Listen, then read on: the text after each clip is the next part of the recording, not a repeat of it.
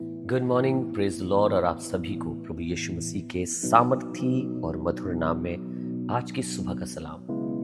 मैं खुदावंद का शुक्रगुजार हूं कि उसने मुझे मौका दिया है कि एक बार फिर से आपके संग मिल के इस प्रार्थना को कर सकता हूं। गुड मॉर्निंग एंड सलाम to everybody those are joining this prayer, and I am so thankful to God that he has given us once more this opportunity to join together in this prayer. God has been gracious and His grace is always upon us. खुदा बाप अनुग्रहकारी रहा है और उसका अनुग्रह सदैव हम पर बना हुआ है। आज का वचन जो आपके संग बांटना चाहता हूँ वो नीति वचन की किताब उसका 23 बाब और उसकी 28वीं आयत से है। The word that I want to share with you is from the book of Proverbs chapter 23 and verse 28. It says like this: She also lieth in wait as for a prey, and increaseth the transgressors among men. लिखा है, वो डाकू की नाई घात लगाती है और बहुत से मनुष्यों को विश्वासघाती बना देती है। अगर आप इसके ऊपर पढ़ेंगे तो कुछ ऐसी स्त्रियों के बारे में लिखा है 27वीं आयत में, जो समाज में एक बहुत अच्छा योगदान देने के लिए नहीं जानी जाती है। 27वीं आयत में लिखा है, वैश्या गहरा गड्ढा ठहरती है और पराई स्त्री सकेत कुएं के समान है। दोनों ही सूरतों में जब मैं और आप 28वीं आयत को पढ़ते हैं तो हम ये समझ पाते हैं कि जब यहाँ पे स्त्री के बारे में लिखा है, पराई स्त्री या वैश्य स्त्री, तो केवल इसे इस तरीके से मत लीजिएगा। ये बात हो रही है तमाम तरीकों की चीज़ों की जो हमारी विश्वास योग्यता को हमारे परमेश्वर से छीन लेती हैं। जब आप 28वीं आयत पढ़ते हैं तो वहां पे लिखा है, वो बहुत से मनुष्यों को विश्वासघाती कर देती है। जब मैं और आप इस संसार में रहते हैं, बहुत सी ऐसी चीजें हैं जो हमें खुदावन के प्रति विश्वासघाती बना देती हैं। विश्वासघाती का क्या मतलब होता है?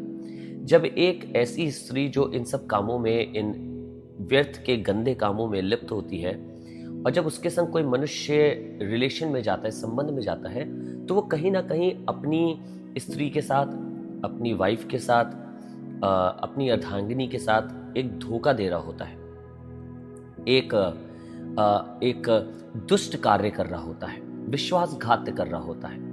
ऐसी खुदावन ने भी अपने कलाम में बहुत बार एक इजराइलियों के लिए भी, जब कभी उन्होंने परमेश्वर को छोड़ दिया, जब कभी परमेश्वर से दूर हो गए और तमाम और चीज़ों में लिप्त हो गए, वो लोग जो खुद परमेश्वर के कहलाते थे, उनको परमेश्वर ने विश्वासघाती कहा है, ऐसी स्त्रियों के समान बोला है। So this word is not just for the women, this word is just not for a whore who is a deep ditch, and somebody or a woman who is not being faithful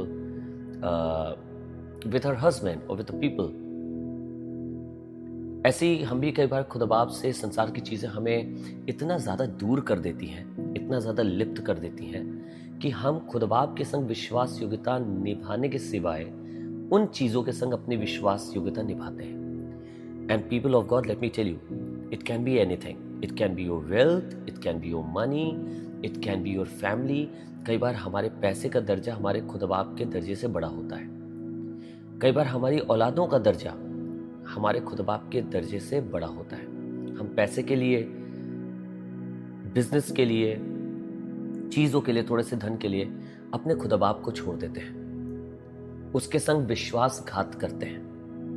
अपनी औलादों के लिए, अपने माता पिता के लिए, अपने रिश्ते वालों के लिए हम कई बार खुदा बाप को छोड़ देते हैं। हम प्रायोरिटी उन लोगों को देते हैं। ये खुदा बाप के साथ विश्वासघात है। परमेश्वर का वचन बताता है, परमेश्वर ने जगत से ऐसा प्रेम किया कि अपना इकलौता बेटा दे दिया। उसने तो अपनी औलाद को दे दिया है, और हम अपनी ये सब चीज़ें खुदा बाप के लिए नहीं दे पाते हैं। पर आइए दुआ करें कि खुदा बाप तू हमारे मनों को बचा, हमें स्थिर रख, ताकि हम तेरी राह पे चल सकें। Let us pray. प्रभु जी, हम धन्यवाद करते हैं कि आपने हमें मौका दिया है, एक बार हम फिर से ज्वाइन हो सके इस प्रार्थना में। आपकी अगुवाई, आपकी सामत को मांगते हैं। चाहते हैं आपका अनुग्रह हमारे ऊपर बना रहे। प्रभु, हमारी सहायता करना, मदद करना, तेरा हाथ हमारे ऊपर बना रहे।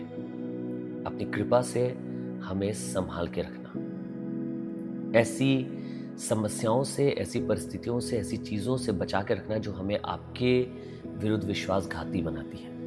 हम अपना जीवन आपके हाथों में सौंपते हैं। इस प्रार्थना को जीवित खुदावंद प्रभु यीशु के नाम से मांगते हैं, आमीन। God bless you. खुदा बाप आप सबको आशीष दे। एक खास अनाउंसमेंट है आप सबके लिए।